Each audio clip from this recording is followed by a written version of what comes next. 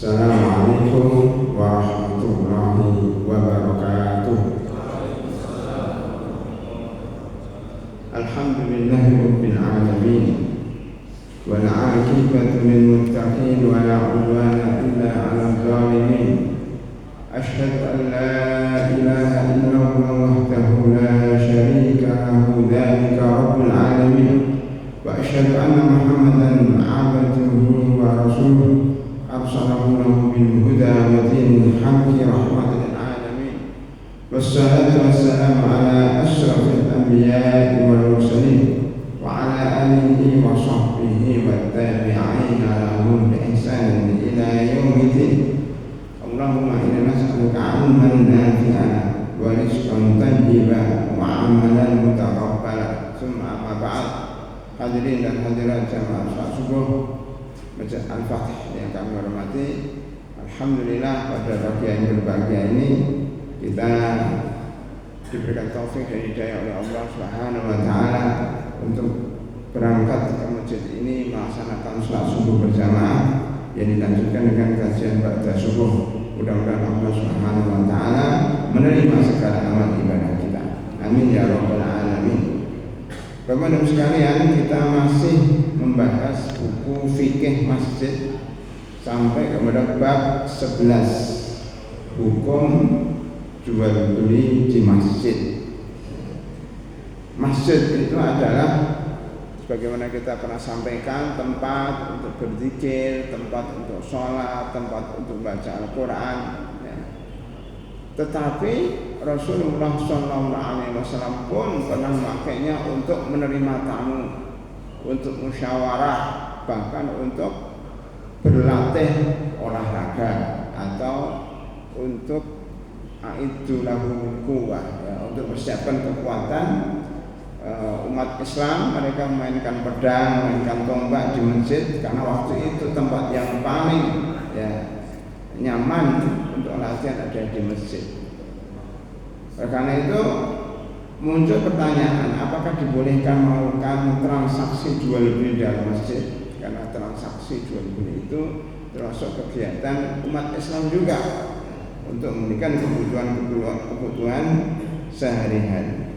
Tentu para ulama berbeda pendapat di dalam masalah ini. Ini berdasarkan hadis yang belum tegas. Jadi para ulama kalau berbeda pendapat itu dipastikan karena dalilnya belum tegas. Memang ada dalam Al-Quran, ada dalam hadis, tetapi dalalahnya, isinya itu tidak menjelaskan secara tegas. Umpamanya para ulama berbeda pendapat di dalam membasuh kepala dalam wudu. Itu rujukannya hadis, rujukannya adalah Al-Quran. Firman Allah Subhanahu wa taala dalam surah Al-Maidah, ya, ayat 5 dan 6 itu Allah Subhanahu wa taala berfirman, famsahu biru'usikum, hendaknya engkau mengusap kepala kalian, ya, mengusap kepala. Famsahu biru'usikum, mengusap kepala tidak ada aturannya, tidak ada penjelasannya detail, hanya perintah secara umum. Karena perintah yang secara umum, maka para ulama juga memahaminya berbeda pendapat. Begitu juga di dalam hadis tentang larangan jual beli di masjid. Ini sandarannya hadis Abu Hurairah radhiyallahu anhu, bahwasanya Rasulullah SAW bersabda, "Idza ra'aitum man yabi'u aw yabta'u fil masjid," jika engkau melihat orang menjual dan membeli barang di masjid, faqulu, katakan. Enggak dilarang, Pak, tapi katakan sama mereka, la arbahu lau tijarataka, mudah-mudahan Allah tidak menjadikan kamu beruntung dalam jual beli. Karena tujuan jual beli itu adalah mencari keuntungan. Rasulullah SAW mendoakan supaya tidak beruntung, artinya rugi jual belinya. Jadi sindiran. Wa idza ra'aitum man yansudu fihi dhalatan. Begitu juga jika kalian melihat orang yang mencari barang di masjid, maka katakan kepadanya, mudah-mudahan Allah tidak menemukannya. Maksudnya mudah-mudahan engkau tidak menemukan barang tersebut. La raddahu Allahu 'alaika. Ini hadis Imam Tirmidzi dan Ibnu Khuzaimah, dan dikatakan hadis ini sahih. Para ulama di dalam memahami hadis ini berbeda pendapat menjadi 3 pendapat. Pendapat pertama tentunya yang keras, pendapat kedua yang pertengahan, pendapat ketiga yang longgar. Itu pasti, Pak. Para ulama itu begitu. Ada yang mazhabnya ketat dengan dalih. Ini masalah agama, kita harus hati-hati, jangan sampai kita terjerumus di dalam sesuatu yang haram. Biasanya begitu dalilnya. Adapun mazhab pertengahan akan berpendapat, loh, kita tidak boleh berlebihan di dalam mengharapkan atau menghalalkan, dan tidak boleh terlalu meremehkan dalam masalah ini. Maka diambil pertengahan. Wa kadzalika ja'alnakum ummatan wasata. Itu dalil umumnya seperti itu. Ada yang longgar akan mengatakan agama Islam ini adalah mudah. Ad-dinu yusrun. Agama ini mudah. Kenapa kita mempersulit diri sendiri? Bukankah agama itu diturunkan kepada umat Islam agar mereka mendapatkan rahmat? Wa ma arsalnaka illa rahmatan lil alamin. Surat Al-Anbiya ayat 107. Nah, masing-masing dari 3 pendapat ini mempunyai dasar berpijak yang kuat. Tinggal kita mengikuti yang mana. Tinggal kita karakternya mana. Karakter keras pasti memilih pendapat yang ketat. Karakternya pertengahan, biasanya dia milih orang yang pertengahan, dan karakternya yang menggampangkan, dia akan milih sesuatu yang mudah. Ada orang kita lihat dalam masalah ini. Pendapat pertama mengatakan bahwa jual beli di masjid hukumnya makruh. Ini pertengahan. Makruh itu pertengahan antara haram dan antara boleh. Haram itu dosa, boleh itu tidak apa-apa, makruh dibenci tapi tidak berdosa. Ini mazhab pertengahan. Ini yang diambil oleh mayoritas ulama dari kalangan Malikiyah, dari kalangan Syafi'iyah, dan sebagian Al-Hanabilah. Itu Rahimahullah berkata, ya, Sulaiman Al-Bujairmi dari Asy-Syafi'i, beliau mengatakan dimakruhkan jual beli di masjid dan seluruh transaksi sejenis jual beli kecuali pernikahan.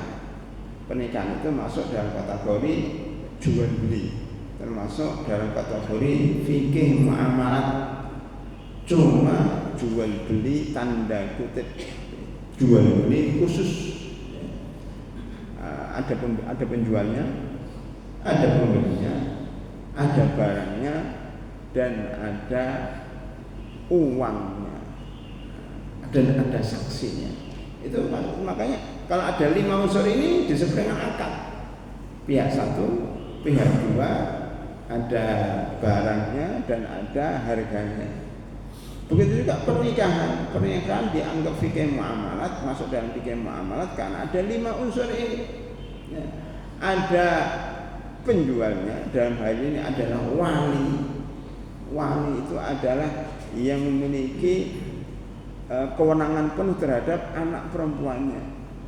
Seakan-akan tanda kutip, dia sedang melepaskan anaknya untuk dinikahi oleh seorang laki-laki yang mungkin bisa dikatakan pembeli. Ini bukan transaksi jual beli, mirip transaksi jual beli. Kemudian ada mahar, itu dianggap sebagai harga.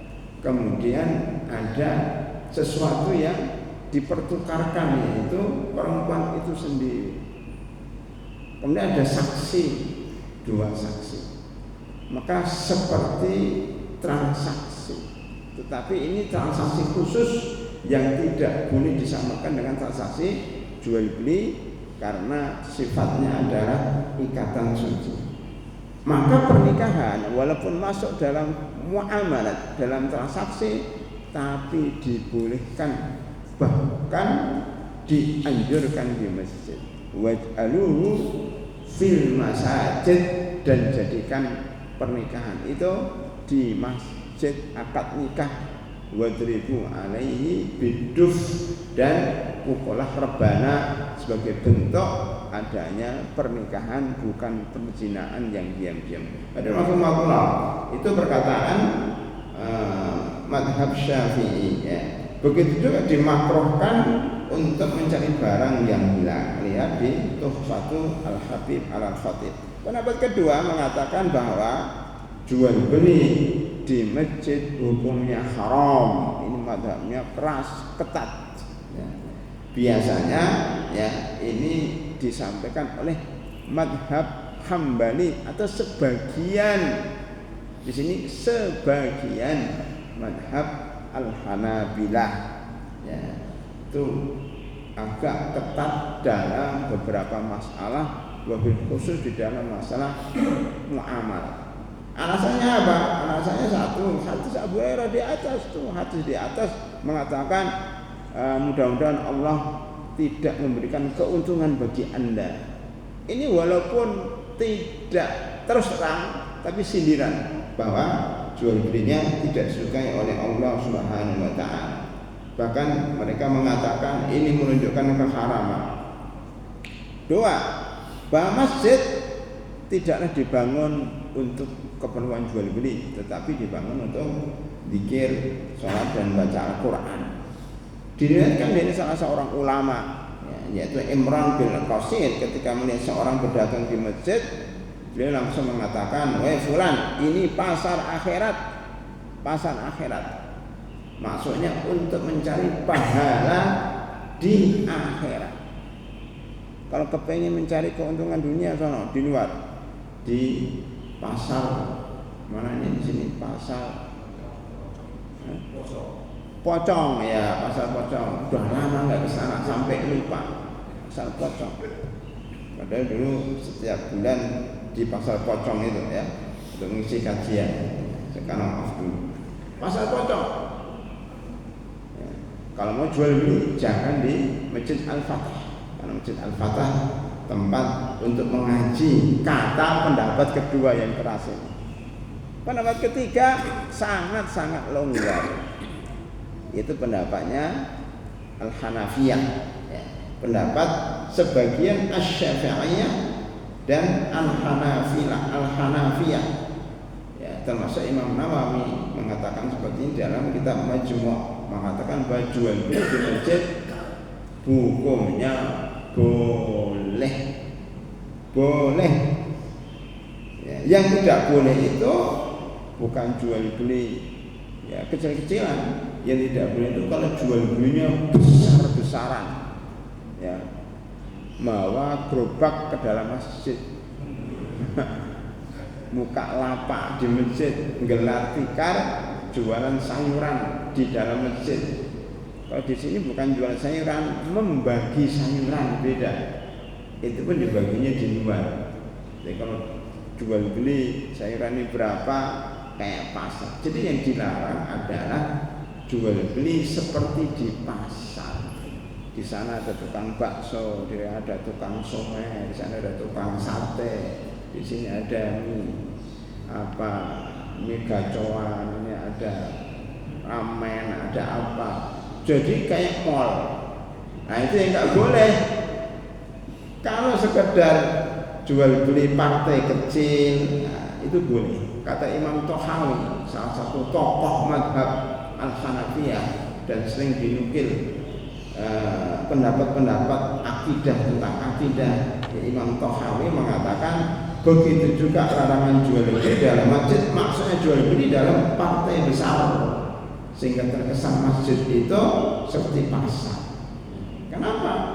Karena Ali bin Abi Thalib, seorang khalifah yang keempat, sepupu Rasulullah SAW sekaligus menantunya, ya, khalifah yang keempat ini pernah jualan jasa di masjid, yaitu menawarkan jasa sol sepatu, ya, memperbaiki sandal-sandal yang jebat, yang lepas, ya, sepatu-sepatu yang lepas diperbaiki oleh Ali bin Abi Thalib di dalam masjid.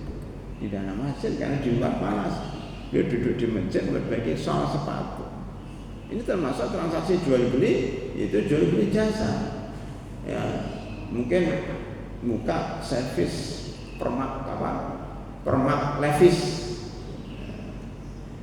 Atau kalau zaman sekarang udah yang mau dipijetin ini, totok punggung, sekali totok punggung 125, ya, selama 1 jam. Di mana? Di masjid, di belakang itu ditutup dengan sater hijau, totok di 1 jam. Itu zaman sekarang seperti itu, totok. Itu kalau menurut ini dibolehkan. Karena apa? Tidak mengganggu yang lain, atau sekedar dipijetin, ya, atau apalah ya yang merupakan jasa. Atau kalau boleh, nanti saya bacakan di sini. Kalau ingin boleh yang lebih apa namanya, lebih detail nanti kita sampaikan. Ya. Hukum seperti ini berlaku pada jual beli, ya, membacakan syair dan buat halaqah sebelum sholat Jumat. Jadi baca syair pernah kita sampaikan, baca syair dibolehkan karena Hasan bin Thabit, ahli syairnya Rasulullah SAW itu pernah membacakan syair di masjid, puisi, pantun di masjid. Di dalam beberapa ceramah khutbah Jumat mungkin ada sebagian dari ulama yang menyampaikan syair-syair yang menggugah, ya, menggugah semangat beragama, yang di kandungannya terdapat isi yang sesuai dengan isinya Al-Quran dan Sunnah. Seperti umumnya syair disampaikan oleh seorang penyair, tasabbahu bil kirami in lam takunu mislahum wa inna tasabba bihim falahu. Ini salah satu syair yang saya baca di masjid.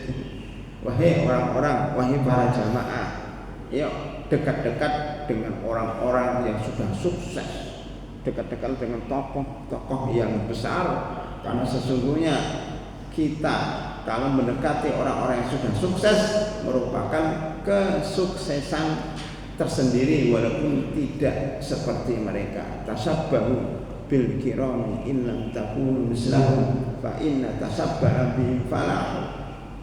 Atau syair yang ditulis oleh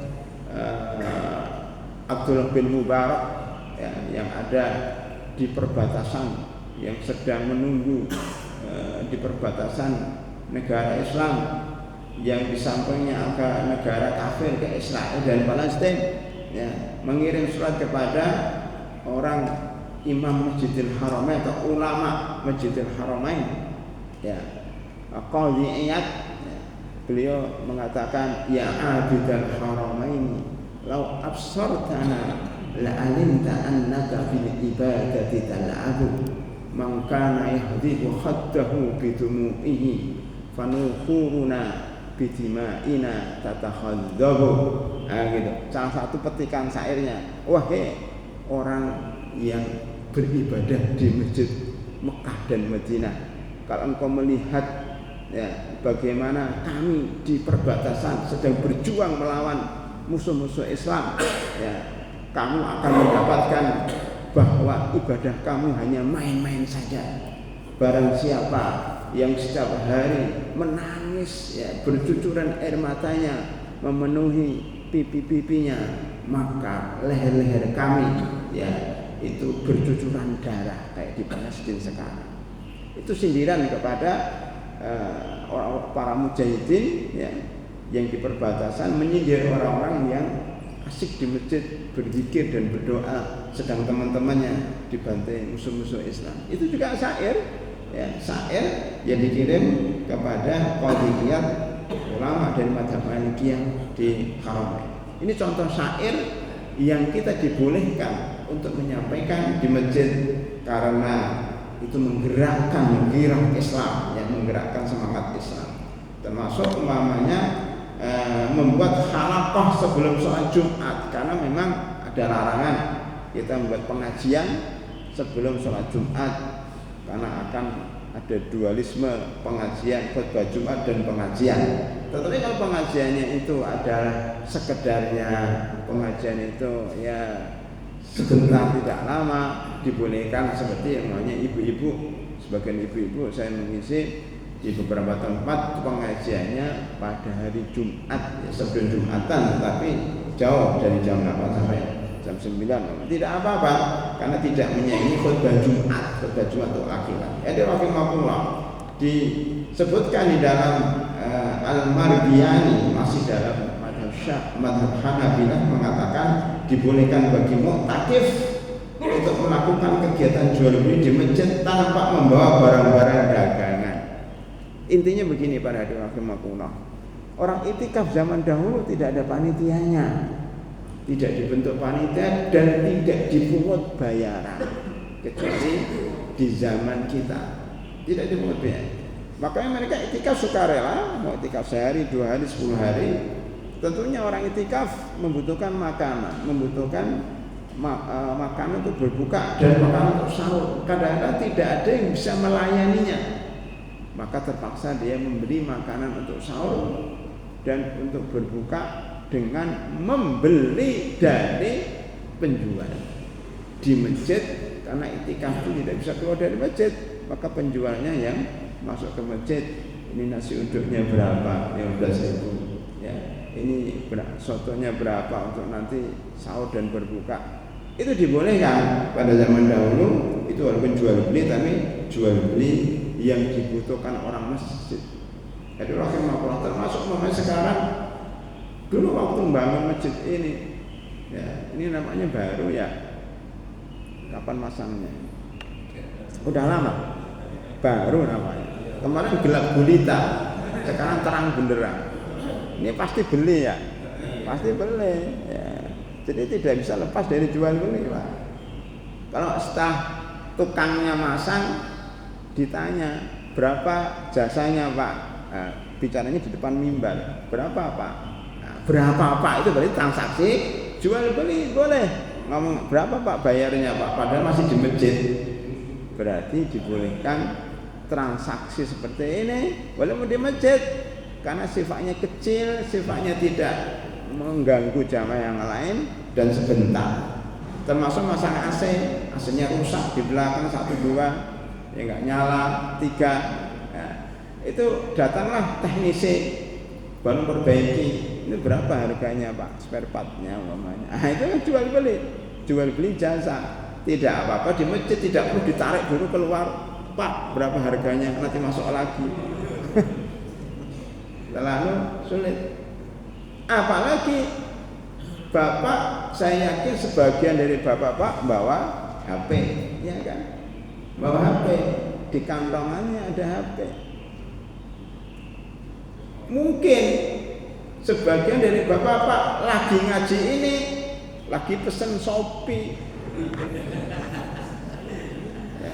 Ya kan, lagi pesan kopi atau ya pesan barang-barang di rumah. Ini lagi transfer, lagi check out. Nah, bayarnya pakai apa?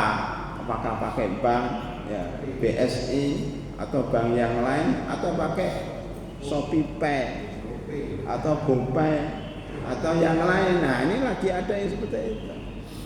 Tapi enggak mengganggu jamaah. Jamaahnya tetap asik mendengarkan kajian, juga mendengarkan kajian tapi sambil klik begitu. Sambil melihat barang-barang yang ada di Tokopedia dan sebagainya. Bahkan mungkin ada yang sedang bayar pajak dan sebagainya lewat aplikasi-aplikasi itu. Nah, itu kan, Pak, menurut pendapat ini dibolehkan. Kenapa?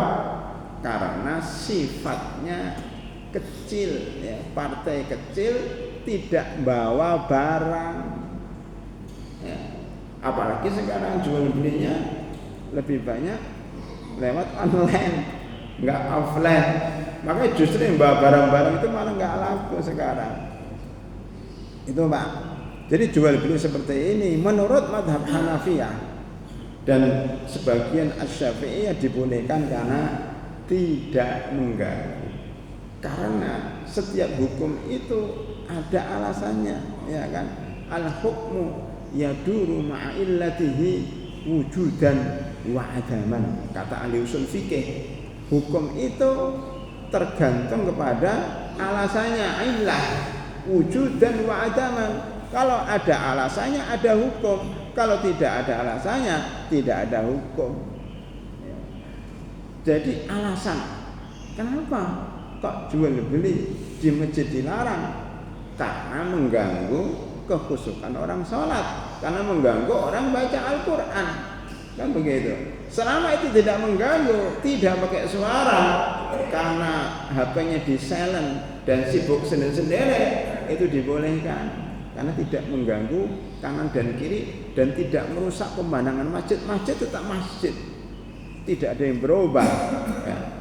Yang dilarang itu kalau membawa barang banyak, membawa gerobak, yang bawa buka lapak, bawa barang-barang yang banyak, ngotorin masjid, membuat masjid bukan seperti masjid tapi malah mall, itu yang dilarang. Oleh karena itu dibolehkan juga. Ya. Di sini nanti disebutkan dibolehkan juga di sini namanya. Jika dalam bentuk yang kecil dan remeh, kata Malikiyah bahkan dikuatkan. Dalam riwayat Imam Malik disebutkan bahwa transaksi yang bentuknya kecil dan remeh, saya besarkan, kecil dan remeh, ya kan, boleh dilakukan di masjid, kecuali kalau dalam bentuk yang besar. Bahkan di sini dari Ibnu Qasim, dari Imam Malik, jadi Imam itu punya murid banyak, di antaranya Ibnu Qasim, mengatakan bahwa tidak mengapa seseorang membayar utang kepada temannya di dalam masjid. Kata Ibnu Qasim, dia kan dari gurunya Imam Malik, bayar utang nggak apa-apa. Pak, mohon maaf, ini kemarin saya utang, saya kembalikan sekarang di masjid, nggak apa-apa, bayar sekarang nggak masalah menurut Imam Malik. Karena apa? Itu partai kecil dan orang lain juga nggak tahu. Nanti ada pertanyaan, umpamanya di beberapa masjid itu ada namanya tabligh akbar, ada kajian menggunakan banner, flyer, tulisan di atas banner itu, pengajian tabligh akbar oleh Ustadz Fulan, oleh Dr. Zakir Naik dan anaknya Faik Naik di Masjid Al-Fatih, ya, Bojongkulur, Bogor. Ya. Sponsornya DKM Masjid Al-Fatih, kebab apa, toko apa, sponsornya ditulis di banner. Boleh nggak? Boleh, kan cuma sponsor aja, nulis nama saja, tidak ada barang-barangnya, cuma menyebut nama. Walaupun itu dikatakan iklan karena sponsor yang membiayai acara itu, tetapi tidak ada transaksi jual beli di situ, ya, atau dianggap itu transaksi yang tidak mengganggu jamaah yang ada di masjid. Itu pada hari rahimahullah, ya. Disebutkan juga dalam kitab yang sama, ada pun seseorang yang menawar baju yang sedang dipakai. Ada yang bajunya bagus, atau kopiahnya bagus, atau jam tangan Rolex KW yang harganya 50 juta. Jam saja yang KW 50 juta. Jadi dipakai oleh salah satu pejabat. Yang asli berapa Pak Rolex itu? Bisa 1 miliar ya. Ya, tas saja ada 1 miliar. Ada ibu-ibu zaman sekarang, ibu sosiality, ya, itu membawa tasnya itu yang harga 500 juta, yang harganya 1 miliar karena belinya dari luar negeri. Itu kalau ada jamaah ibu-ibu melihat kok ibu tasnya bagus, mau kok ya. Ini saya diskon harganya cuma 200 juta. Dibeli di situ pakai transferan. Boleh karena tidak ada niat jualan, cuma kemudian ada orang yang melihat dan tertarik. Bapak punya HP mau dijual, mau enggak ini HP saya mau ganti yang terbaru. Ya, ini HP tahun 2023. Kamu beli ya? Ya, udah diambil, nanti bayarnya nanti pakai atau dibayar pakai apa namanya Pak? Ya, pakai transfer boleh kan, sedang dibawa dan tidak ada niat jual beli, kecuali kalau membuka counter HP di masjid nggak boleh. Jadi pada hadirin, kalau memang barang itu lagi dipakai dan kita tertarik, boleh jual beli di situ karena partainya partai kecil. Itu Pak ya. Jadi ringkasnya bahwa ada 3 pendapat. Pendapat pertama hukumnya makruh, atau lebih enaknya pertama haram. Pendapat yang keras Hanabilah atau sebagian dari mazhab Hanabilah, karena melihat zahir tekstual, namanya ini bahasanya kelompok tekstual yang mengambil langsung dari hadis, padahal hadisnya nggak ada larangan. Hadisnya nggak ada larangan, cuma sindiran. Mudah-mudahan Allah tidak memberikan keuntungan, nggak dilarang, cuma disindir doang. Maka pendapat mayoritas ulama mengatakan hukumnya makruh. Ya, makruh sebaiknya jangan jual beli di masjid. Itu pun dalam jumlah partai yang besar. Pendapat ketiga ini juga banyak dari kalangan para ulama, dari mazhab Malik, dari Syafi'iyah dan sebagian Hanafiyah juga mengatakan seperti itu. Boleh jika tidak sengaja, boleh jika partai kecil, boleh jika ada maslahat, selama tidak merubah keadaan masjid dan tidak mengganggu orang-orang yang ada di masjid, maka dibolehkan. Sebagaimana saya sebutkan beberapa contoh, salah satu dalil yang kuat adalah adanya Ali bin Abi Thalib yang membuka jasa sol sepatu di dalam masjid, dan itu tidak diingkari oleh Nabi Muhammad Sallallahu Alaihi Wasallam. Dan juga ya, perbuatan Hasan bin Thabit, salah seorang sahabat ahli penyair yang membacakan syair di masjid, dibolehkan oleh Rasulullah Sallallahu Alaihi Wasallam. Begitu juga seorang sahabat atau beberapa orang dari budak yang bermain tombak di masjid, dilihat oleh Aisyah, dilihat oleh Rasulullah, tidak masalah selama itu untuk maslahat kaum muslimin. Selesai Pak, satu bagian. Bagian kedua, apakah jika ini, jadi yang mengatakan haram jual beli di masjid,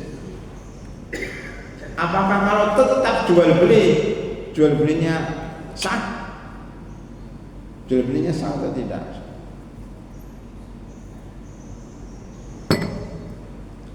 Apakah setiap yang haram pasti tidak sah?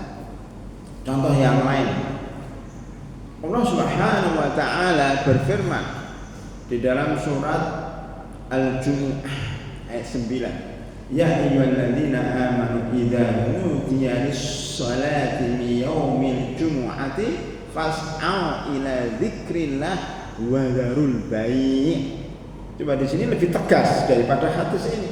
Wahai orang-orang beriman, jika engkau mendengar azan Jumat dikumandangkan, maka segeralah pergi ke masjid dan tinggalkan jual beli. Ini tegas. Kalau hadis tadi nggak tegas. Mudah-mudahan kalau tidak memberikan keuntungan, nggak ada larangan. Kalau di sini wadarul baik, tinggalkan jual beli ketika azan Jumat. Jadi larangan jual beli ketika azan Jumat itu lebih tegas dibanding larangan jual beli di masjid. Satu, dalilnya Al-Quran. Dua, ada larangan tegas. Yang kedua, jual beli di masjid, pertama dalilnya bukan dari Al-Quran. Yang kedua, hadisnya nggak tegas. dan para ulama berbeda pendapat. Ada pun yang jual beli waktu azan Jumat itu semua ulama sepakat dilarang. Dilarang para hadirin jual beli pada azan Jumat. Tetapi kalau seseorang tetap jual beli pada hari Jumat, pada azan Jumat, ketika azan melanggar larangan Allah, apakah jual belinya menjadi tidak sah? Para ulama berbeda pendapat, tetapi mayoritas atau sebagian ulama mengatakan jual belinya tetap sah walaupun melanggar larangan, karena larangan ini tidak masuk dalam syarat dan rukun jual beli. Rukun jual belinya itu sudah terpenuhi, ada barangnya, ya kan? Ada orang penjualnya, ada pembelinya, ada harganya, ada sirotnya, selesai, sah. Larangannya dari faktor eksternal, ada azan Jumat. Maka nanti kalau kita bahas habis ini, mungkin kalau selesai fikih masjid bisa kita bahas buku sebelumnya namanya jual beli terlarang. Saya ada bukunya, sudah ngarang buku itu. Boleh nanti kita bahas jual beli terlarang. Salah satunya adalah jual beli ketika azan Jumat. Ada faktor internal, ada faktor eksternal. Jadi rahimahullah, para ulama membedakan antara keabsahan suatu ibadah dengan larangan. Contoh yang lain, orang korupsi menggunakan beli kopiah, beli jubah, baju koko, beli sarung pakai uang korupsi, dan dia sholat di masjid. Sholatnya sah nggak? Sholatnya sah nggak? Kenapa sah? Karena telah terpenuhi syarat dan rukun. Sama orang korupsi, ya, kemudian pergi haji dan umrah dengan uang korupsi, haji dan umrahnya sah karena terpenuhi syarat dan rukunnya, sah secara fikih. Tetapi adapun diterima nggak diterima oleh Allah, itu urusan kedua. Di dalam hadis ini mengatakan innallaha jamil, innallaha thayyibun la yaqbalu illa thayyiba. Allah itu bersih, tidak menerima kecuali harta yang bersih. Hajinya sah, pahalanya menguap, pahalanya tidak ada. Begitu juga orang yang sholat tetapi tidak ikhlas dan tidak khusyuk, sholatnya sah tetapi pahalanya tidak ada. Lebih beda loh Pak. Semua yang tadi sholat di masjid ini pagi ini insya Allah sah semua. Kalau udah wudu, nutup aurat, menghadap kiblat, ya sudah masuk waktunya, ya. Jadi sah melaksanakan 18 rukun sholat. Tetapi belum terus diterima oleh Allah Subhanahu wa taala, mungkin tidak ikhlas, mungkin tidak khusyuk, ya, tidak diterima oleh Allah kecuali sebatas kekhusyukan. Begitulah dalam jual beli di masjid. Jadi di masjid mungkin dilarang pada pertama, dilarang. Tetapi kalau dia terpaksa jual belinya sah selama itu rukun dan syaratnya terpenuhi. Begitu para hadirin rahimakumullah. Ya. Ibnu Qudamah mengatakan jika seseorang berjualan di masjid maka jual belinya sah karena jual belinya telah memenuhi rukun dan syaratnya. Adapun kemakruhan untuk berjualan di masjid tidak secara otomatis menyebabkan jual beli tersebut rusak. Ada contoh lain tentang jual beli kambing yang diikat susunya, nanti kita bahas khusus dalam materi lain. Kalau sekarang itu namanya sapi gelonggongan, ya, yang di Jawa Tengah mungkin paham. Sapi gelonggongan itu sapi sebelum Idul Adha digelonggong dengan air. Jadi masuk, ini ada selang disambungkan ke keran di masjid itu, dan sapinya disuruh buka mulutnya, dimas, diganjel pakai kayu gitu, mulutnya Kalau dimasukkan selang kayak gitu, masuk, kemudian dimasukkan air 1 galon 2 galon. Yang tadinya kurus, perutnya kecil jadi besar, ya, karena isinya air 2 galon 3 galon. Lumayan kan 1 galon itu 10 liter.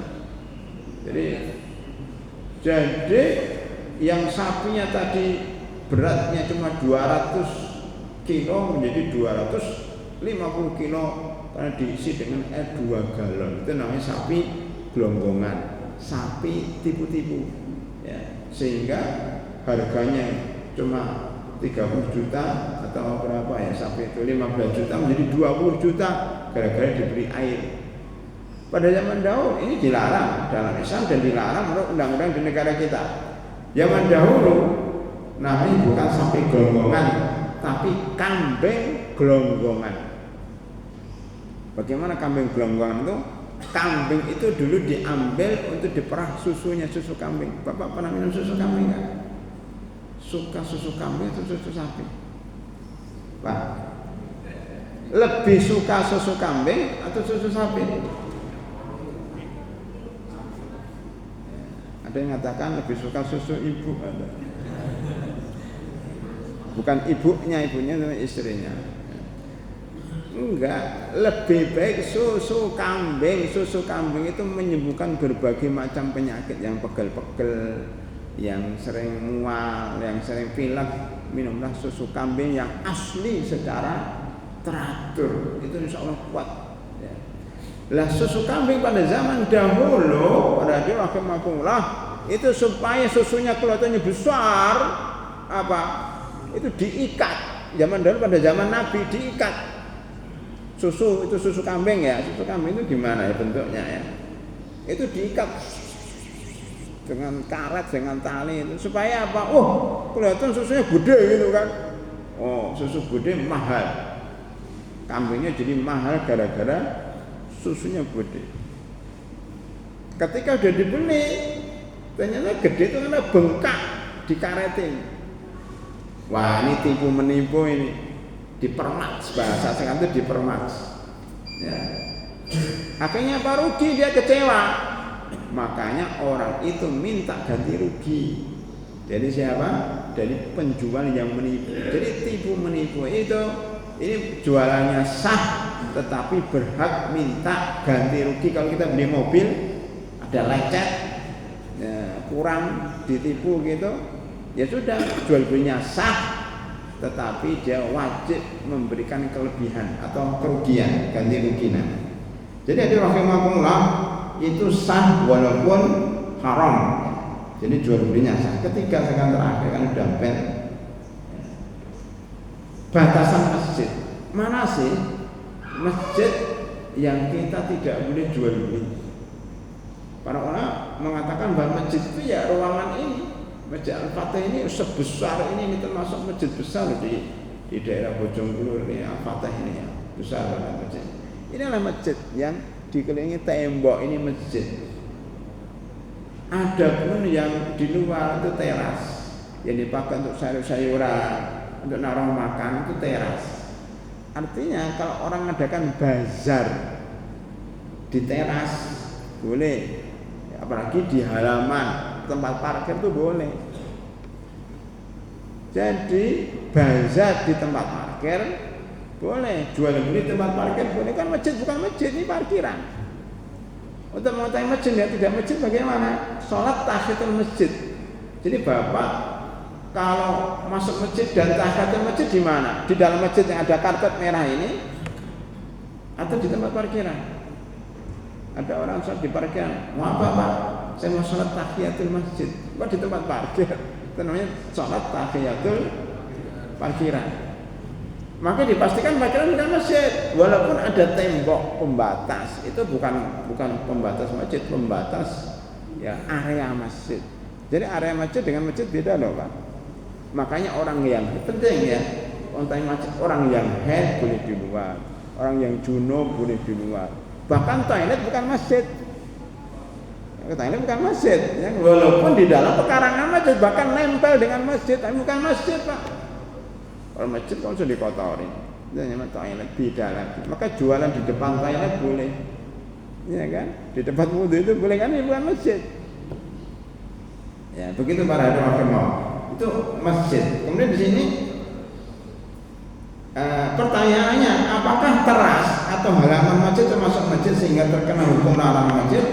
Ada beberapa perbedaan. Pertama, jika teras atau halaman masjid bersambung dengan masjid, baik atapnya atau lantainya serta ditembok, maka termasuk masjid. Ini nggak ditembok, terbuka. Ada beberapa masjid itu yang terasnya itu ditemboki, ada pintunya, jadi masjid ada dua, masjid bagian luar, masjid bagian dalam. Itu masuk masjid. Umpamanya di Masjid Istiqlal. Masjid Istiqlal itu tengahnya ada terasnya karena terbuka untuk pencahayaan matahari. Dan itu masjid zaman dahulu seperti itu. Kalau kita lihat Masjidil Haram, Masjid Madinah, ya, Masjid Amr bin As di Mesir, masjid yang tertua di Mesir, Amr bin As, karena yang bangun Amr bin As. Itu begitu, Masjid Al-Azhar di Mesir, masjid-masjid besar zaman dahulu itu rata-rata tengahnya lubang. Kenapa tengahnya lubang? Karena masjidnya besar. Kalau tertutup semua seperti ini, repot. Tengahnya maka dibuka uang supaya apa? Ventilasi udara bisa berjalan lancar, kena sinar matahari sehingga tidak sumpek, tidak ampek ya. Itu bagus.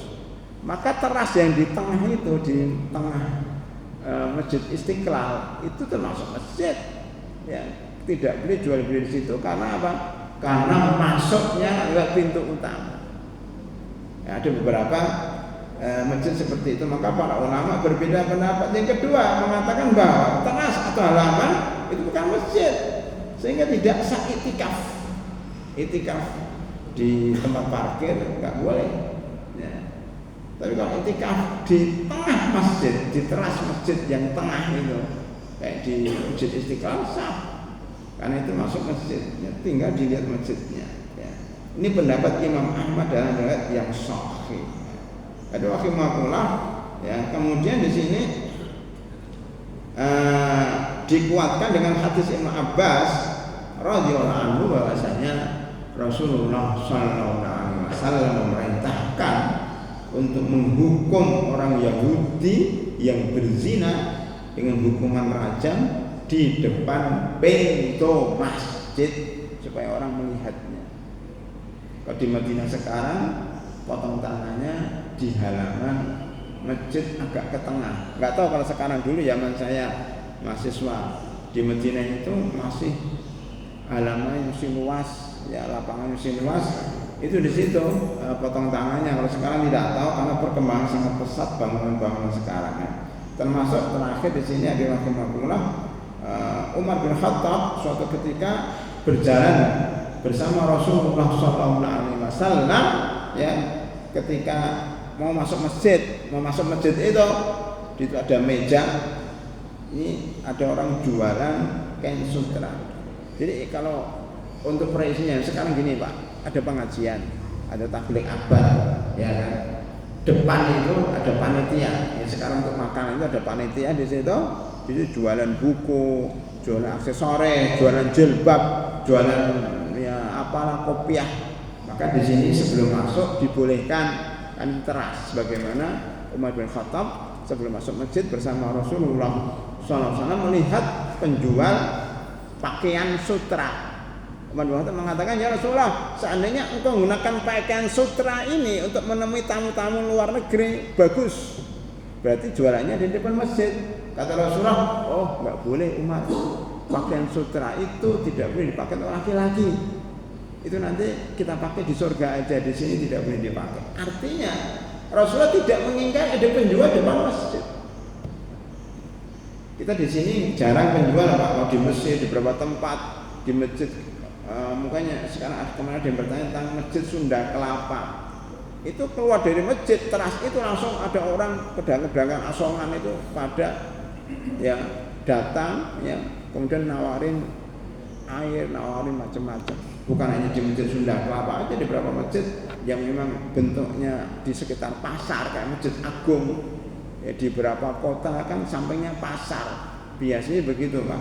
Karena itu di luar teras, di luar masjid, di luar pintu masjid, maka boleh untuk jual beli karena teras, bukan masuk masjid. Ya, walaupun sebagian mengatakan masuk masjid kalau bangunannya nempel ke masjid. Jadi terjadi perbedaan pendapat para ulama. Demikian para hadirin rahimakumullah, supaya kita nanti tidak tengkar, tidak berdebat dalam masalah ini. Sudah saya sampaikan, ini pendapat ulama dari berbagai mazhab seperti ini. Yang mengikuti mazhab yang ketat silahkan, yang mengikuti mazhab pertengahan silahkan, apalagi mengikuti mazhab yang agak longgar, karena memang susah untuk dilepas, susah untuk dihindari dari transaksi wabil khusus yang pakai HP.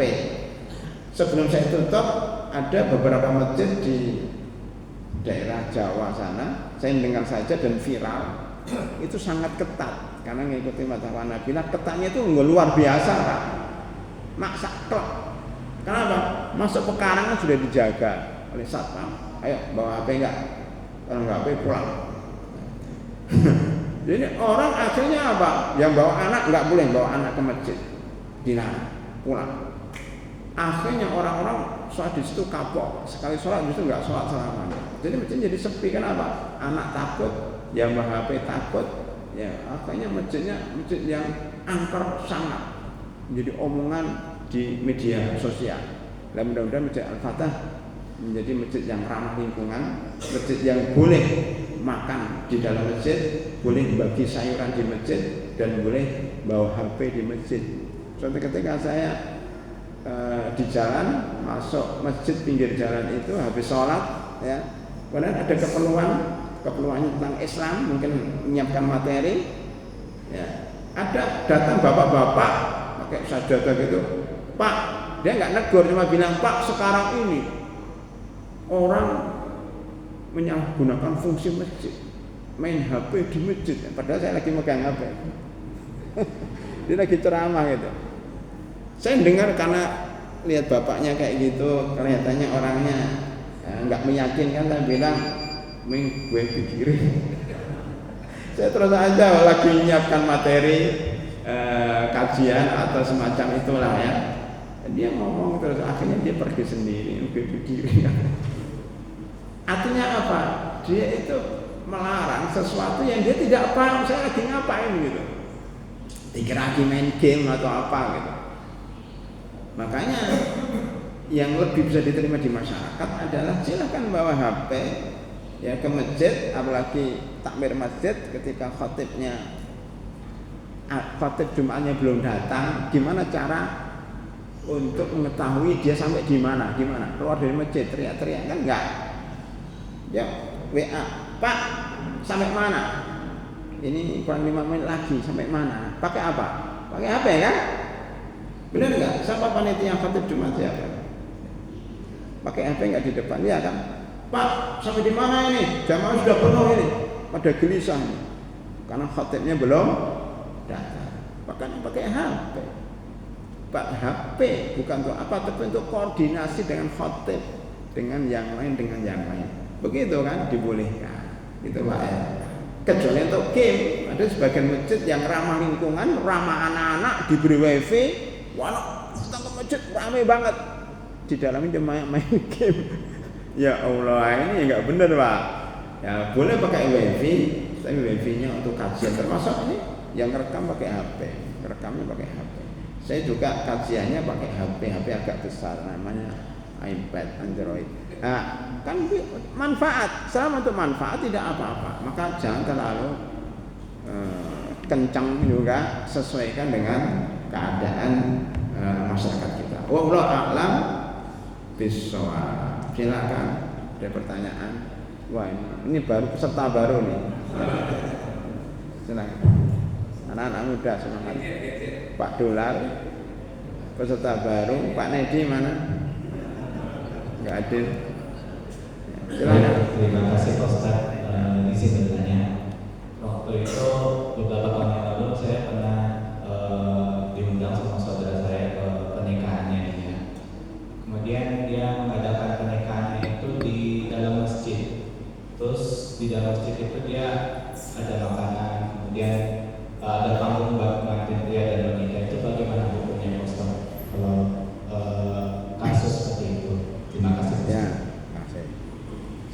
Pak Dolar, silakan. Iya. Ini pernikahan ya. Ada sesuatu pertanyaan?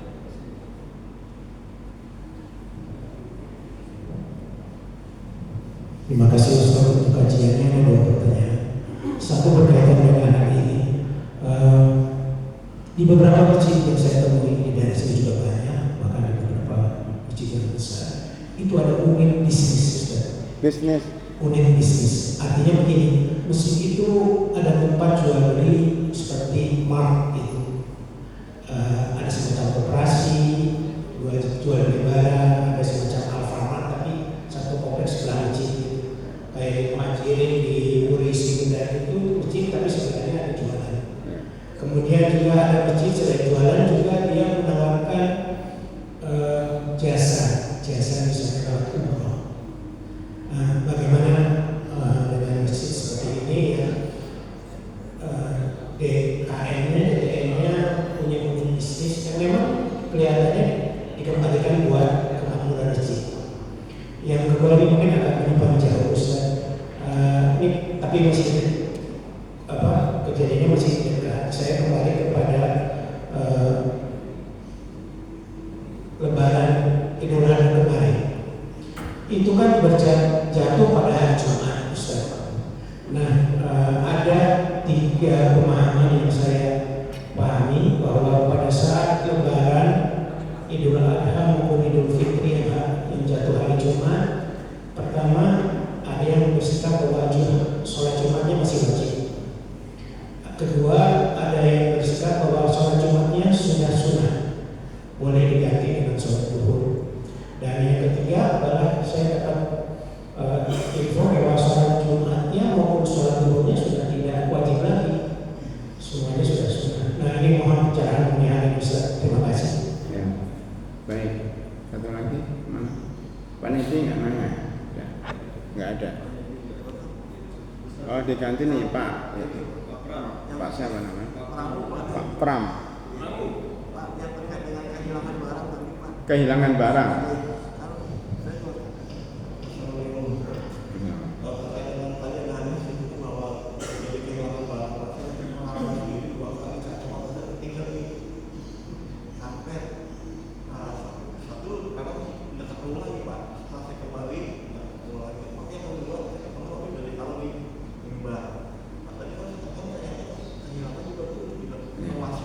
Ya.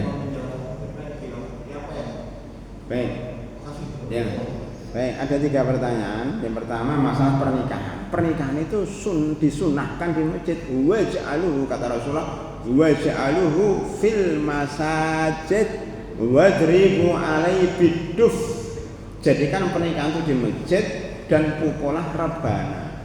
Tapi maksudnya akad nikah. Adapun makan-makan ya ada panggungnya, itu enggak nikah, itu namanya resepsi, pesta pernikahan.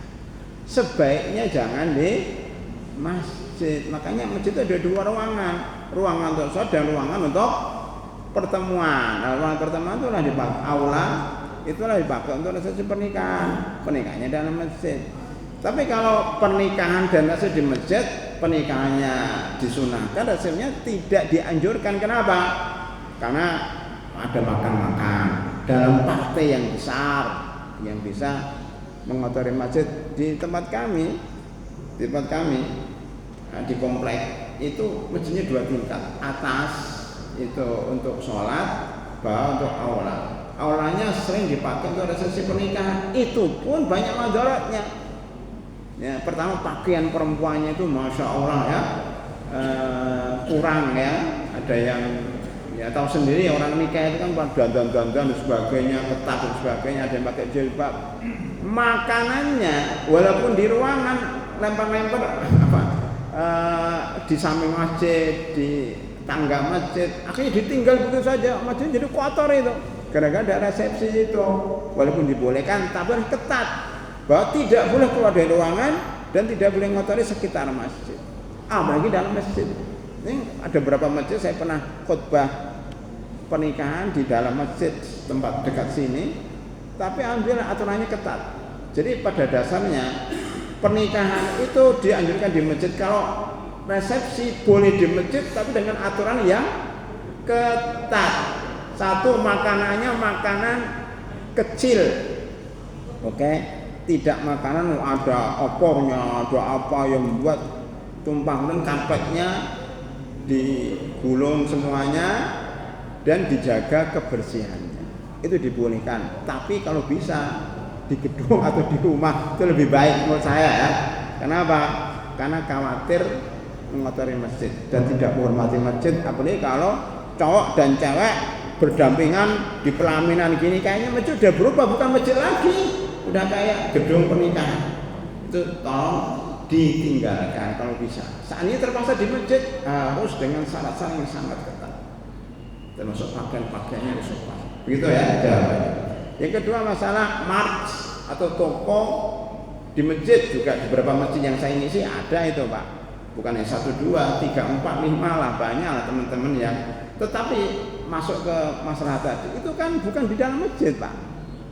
Di komplek masjid seperti ini mamanya, di pojok sini dekat toilet itu dibuka march, ya namanya Fatah march, ya. Atau di depan, yang penting enggak di komplek depan parkiran. Kalau mengikuti pendapat tadi dibolehkan kan di parkiran. Apalagi kalau itu untuk keperluan masjid, jamaah masjid nggak usah jauh-jauh beli kecuali di masjid. Keuntungannya untuk keperluan pengembangan ekonomi masjid di masjid. Jogokarian saya pernah ke sana, itu hotelnya, hotel kan transaksi itu 1 lantai dengan masjid. Jadi lantai kedua ke sana dikit sudah hotel, sudah tempat tidur. Ya hotel yang lama bukan hotel yang baru. Itu juga nggak masalah karena pemasukan dari hotel itu untuk masjid tentunya syaratnya harus orang muslim, orang macam-macam lah. Untuk laki-laki, untuk perempuan mungkin belum ada waktu itu berapa tahun yang lalu. Jadi masjid memang harus punya pemasukan di luar infak jamaah kalau bisa pengembangan. Ya. Kalau perlu sekolah kan banyak juga masjid, sampainya sekolah, ya untuk keperluan masjid juga dan itu banyak. Tidak masalah Pak. Kalau saya tidak masalah, itu di luar komplek masjid, apalagi untuk keperluan masjid. Kemudian masalah sholat Jumat, ya sudah disebutkan tadi itu gimana? Pak sudah disebutkan. Ada pendapat yang mengatakan bahwa walaupun Idul Fitri, Idul Adha tetap Jumatan. Ini pendapat yang lebih aman. Ya. Jadi kalau sudah sholat Idul Fitri, nggak apa-apa sholat Jumat lagi. Karena sebenarnya kebolehan tidak sholat Jumat ini dikhususkan orang-orang kampung. Orang kampung jauh dari kota itu sholat Idul Fitri-nya ke kota. Ya. Kalau sudah sholat Idul Fitri mereka pulang. Bagi mereka orang kampung tidak perlu Jumatan lagi kan temannya jauh dan tidak ada masjid. Orang kampung kalau sekarang naik angkot pulang di sana nggak ada masjid. Bagi orang komplek apa namanya ini Villa Nusa Indah 3 ya masjidnya cuma di sampingnya ya Idul Fitri dan sholat Jumat. Apalagi khotibnya boleh khotib Idul Fitri dan khotib Jumatan. Saya sering gitu. Jadi habis Idul Fitri nerima tamu ternyata Jumat langsung pergi langsung Jumat. Tidak masalah. Itu yang lebih aman, lebih mendekati kebenaran adalah tetap diadakan. Walaupun tadi sebagian ulama wabil khusus orang kampung silahkan enggak Jumatan tetapi sholat zuhur wabil khusus ibu-ibu tentunya kan dekat seperti ini. Yang kurang pas adalah pendapat yang ketiga Pak. Masa enggak sholat zuhur, enggak sholat Jumat dan enggak sholat zuhur dan sholat apa? Itu kan menggampangkan. Padahal dalilnya yang saya lihat cuma satu, ada seorang sahabat, seorang tokoh ya, itu Abdul bin Zubair atau semacam Zubair bin Am, saya lupa nama sahabat itu. Dia sebagai pemimpin waktu itu habis Idul Fitri dia pulang ke rumah, kemudian nggak nampak lagi di masjid sampai asar, cuma gitu aja. Cuma cerita itu aja dijadikan sandaran bahwa tidak wajib sholat Jumat maupun sholat zuhur karena orang itu nggak keluar rumah. Lalu mungkin dia sholat zuhur di rumah. Lo kok nggak jamaah Ustaz? Mungkin lagi sakit perut. kan kita nggak tahu. Mungkin ada sholat zuhur berjamaah bersama istrinya karena ada udzur. Jadi jangan sampai perbuatan seorang tokoh dijadikan sandaran dan kita nggak tahu juga dia di rumah ngapain. Mungkin dia nggak kelihatan juga di masjid di sholat terakhir, kan kita nggak tahu. Makanya tetap pada dasarnya adalah sholat Jumat dan sholat Idul Fitri dan sholat Jumat. Kemudian yang terakhir Pak Pram tadi berbicara tentang mencari barang di masjid. Tadi kan hadis-hadisnya sebagaimana kita sampaikan tidak tegas, Pak. Hanya mudah-mudahan Allah tidak menemukan barang ini. Maksudnya ke masjid itu jangan bawa barang-barang yang mewah, jangan bawa barang-barang ke masjid itu beribadah. Nah, maka ketika ada barang ketinggalan ya sudahlah, namanya kopanya ketinggalan ya sudah. Tapi kalau nyari nggak apa-apa. Maksud nyari itu yang dilarang di sini bukan dilarang, Pak, disindir. Ya nyari-nyari sampai buat ribut jamaah gitu loh. Kalau nyari ketinggalan kunci motornya dicari orang nggak ribut ya nggak masalah. Sebagaimana saya sebutkan tadi, yang nggak boleh itu kalau membuat ribut jamaah. Maka masjid mengumumkan siapa yang kehilangan kunci harap diambil di mimbar selesai. Jadi kita nggak nyari, cuma diberitahu kan beda, Pak.